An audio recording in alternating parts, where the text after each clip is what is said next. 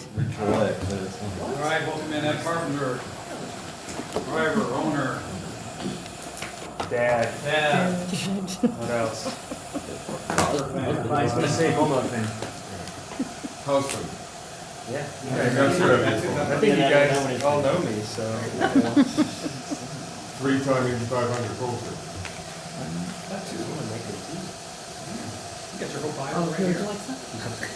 Obviously, Former chili Bolton. That was a long time ago.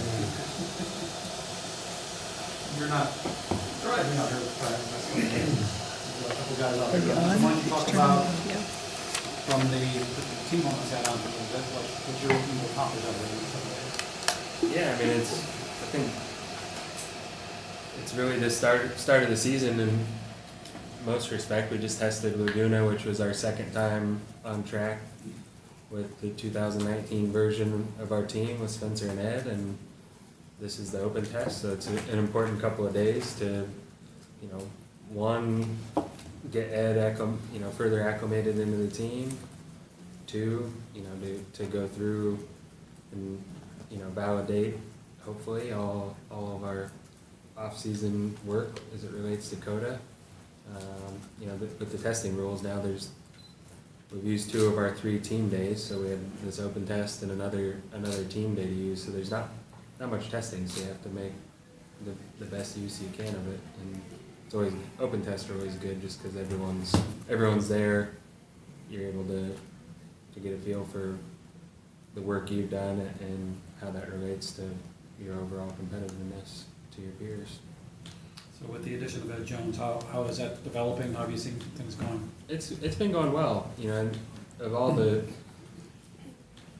situations we've had, with the driver splitting the 20 car with me, it's the first time we've really had anyone in it outside of Mike Conway, or since Mike Conway, that's come in with experience from other teams, other quality teams.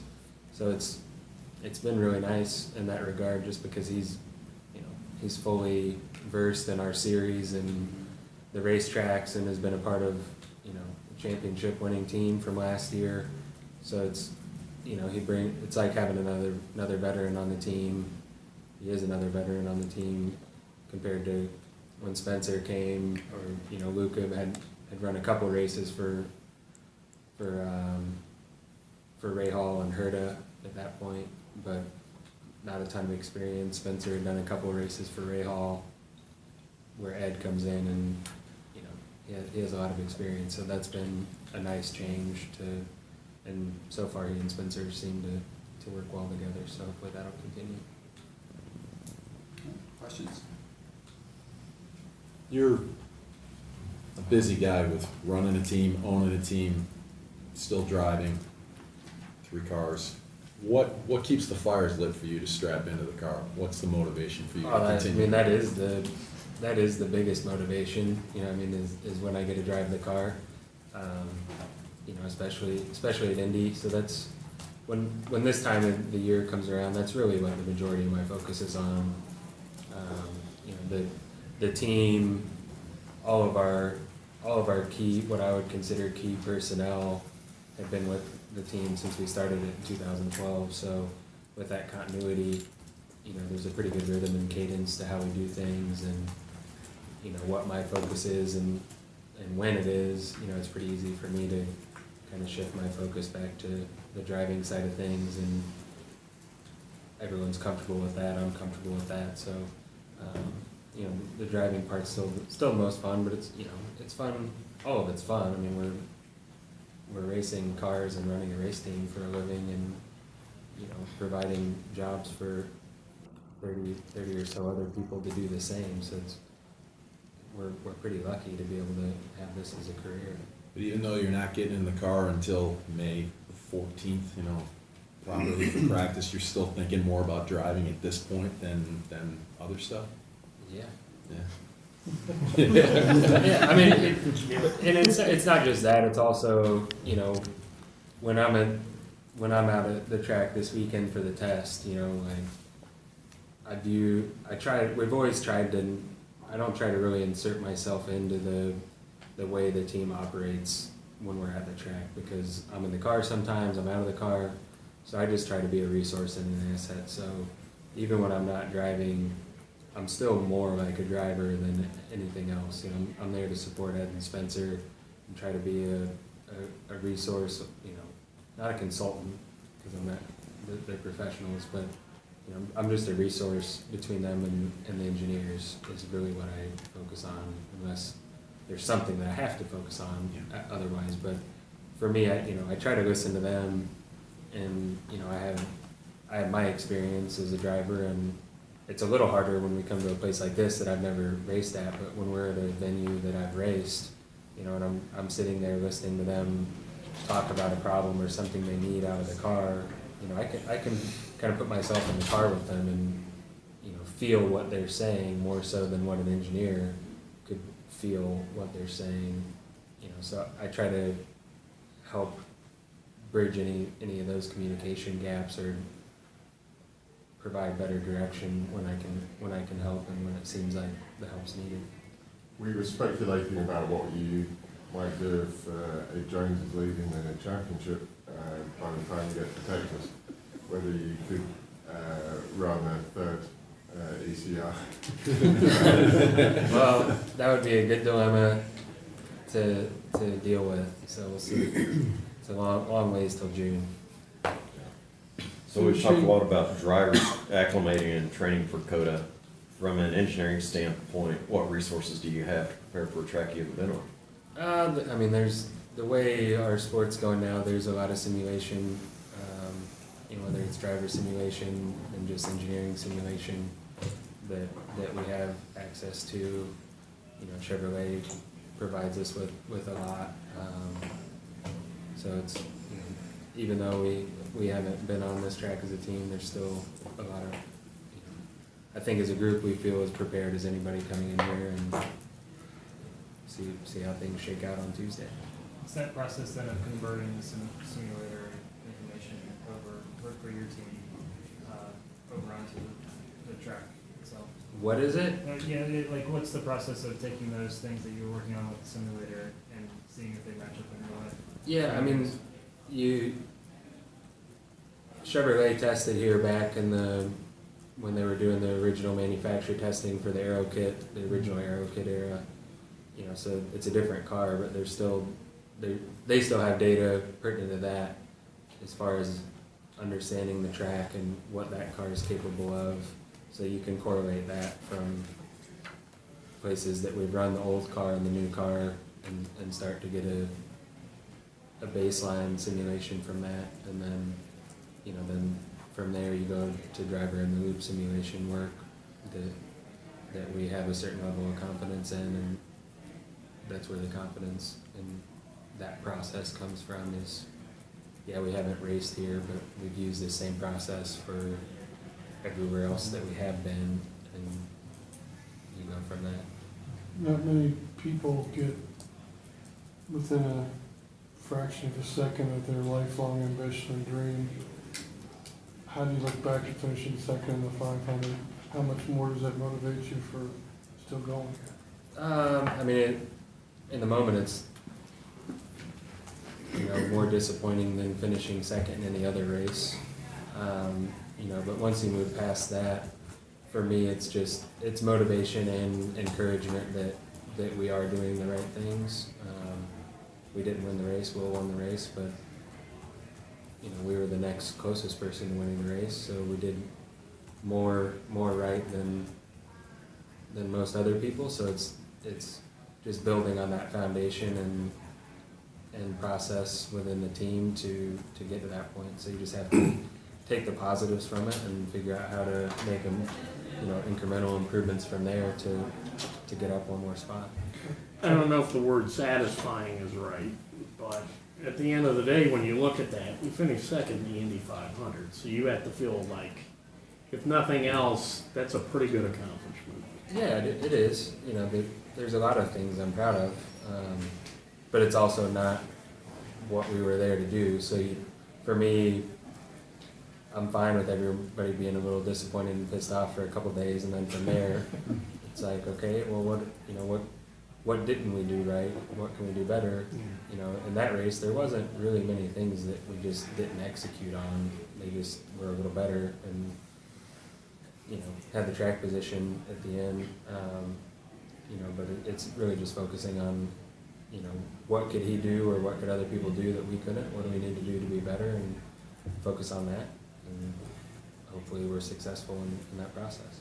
Everyone knows you guys have one of the best, if not the best, program in Indy. How much do you feel though recently that, I don't know, your skill has gotten better there? You've finished, I think you're starting on the front row for the last 6 years, and you had your best finish last year. Do you feel like you're also getting better along with the program? I try to, you know, I mean, that's part of what I'm talking about. It, you know, you take the positives from what the race was, but, you know, when I talk about what can we do to get better, you know, part of that is what can I do to get better? What do I need to focus on to not only put myself but the team in a better position? So I think it's just a constant, you know, as long as you're willing to look at yourself and find room for improvement and, you know, look at yourself objectively and look at weaknesses and say, okay, this is what I need to focus on, this is what we need to focus on, this is what I need the car to do, or little things like that, because it's the rate, it's a 500-mile race, but from when,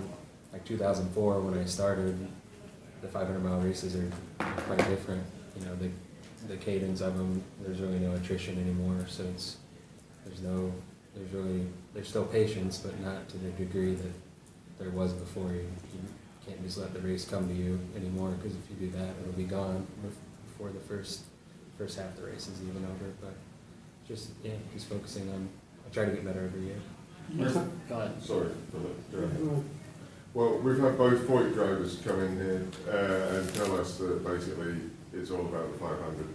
And I get that because of, you know, who their team owner is and that kind of thing. For yourself, it's not like that at all, right? I mean, I know it's your specialty, of course, but you have a pretty open mind about, you know, wanting sustained success throughout the year and on all types of track. Yeah, I mean that's true, but I also agree with them. You know, you can win that race in the years of success. Like, it doesn't really matter what happens elsewhere. I remember talking to Hunter Ray the year he won, and he was commiserating because he like crashed twice in Detroit and really kind of had a miserable summer after that. And he was bitching to me about it, and I'm like, really? Like your year. You won this year. I've only ever heard one driver ever that told me they would prefer to win the championship over the 500, and I think even that person since changed his mind. Who's that? I'm not gonna say. Come on. Will Power once said that. Yeah, that was Will. Yeah. Will's changed his mind every I bet he would give you a different answer now. Yeah. Well, it's funny, after he got shunted out at Texas when he couldn't hear Roger, he was kind of like kicking the cat, proverbially, about missing out. And Rick made us have to come up to him and say, it's still a great year, you won the Yeah, 500. it doesn't matter really. I mean, it does, you're gonna be upset, but I think anyone, if you win that race, it's gonna be a successful year. Ed Carpenter, the driver, does he particularly enjoy the 2 weeks the most when you're driving at Indy as opposed to having to be Ed Carpenter, the owner? I mean, yeah. I mean, on a good year, like a 2015 year, I can't say that it's all that enjoyable at times, but for sure it's, you know, it's what motivates me is that month, and you know, when you're working all winter to get better, that's what you're thinking about.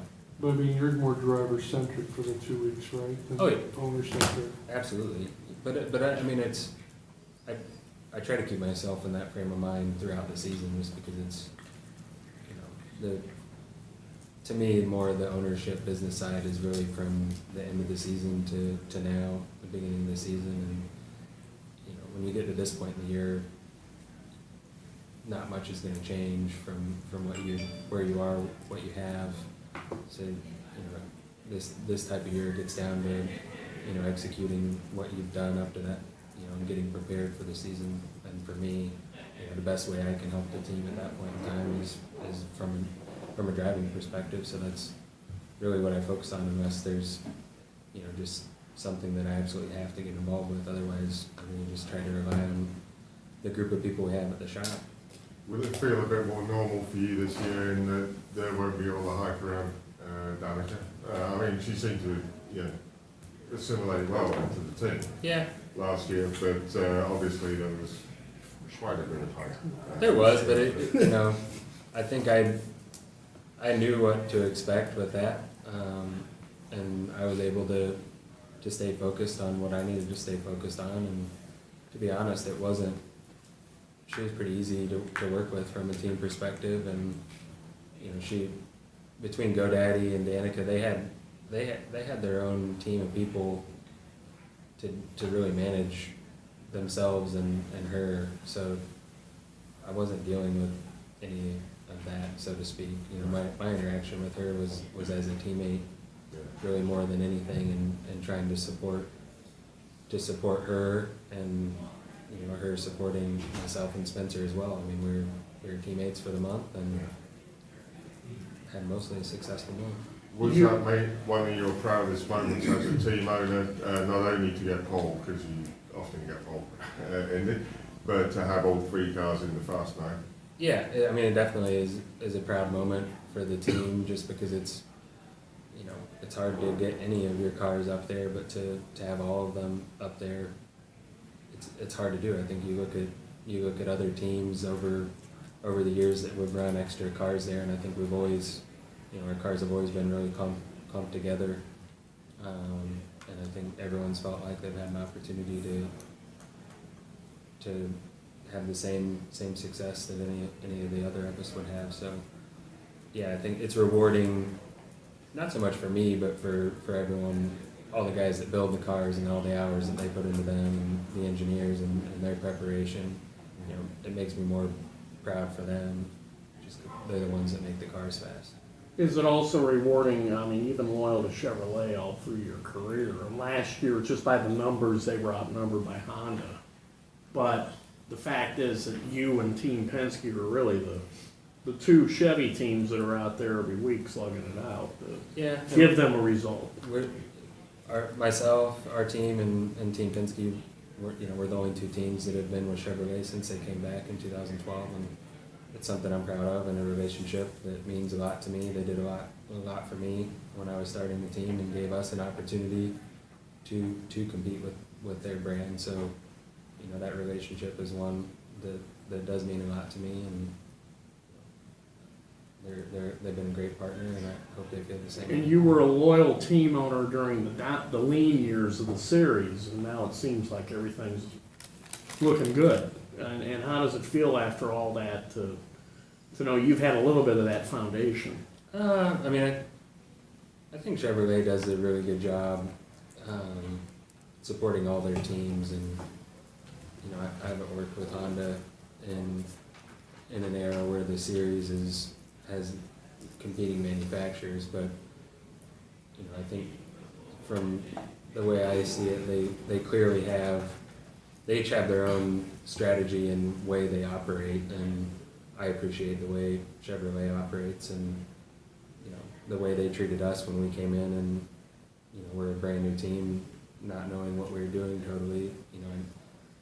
I never felt like they didn't give us anything but their best, and that's something that means a lot to me and makes me want to continue to be loyal to them. I was talking more about IndyCar. IndyCar? Yeah, I mean, I've seen a lot. I mean, I've been doing this since 2005, so I've seen all sorts of iterations, even before I was driving, but from kind of pre-unification, then unification, and the Randy Bernard time to now.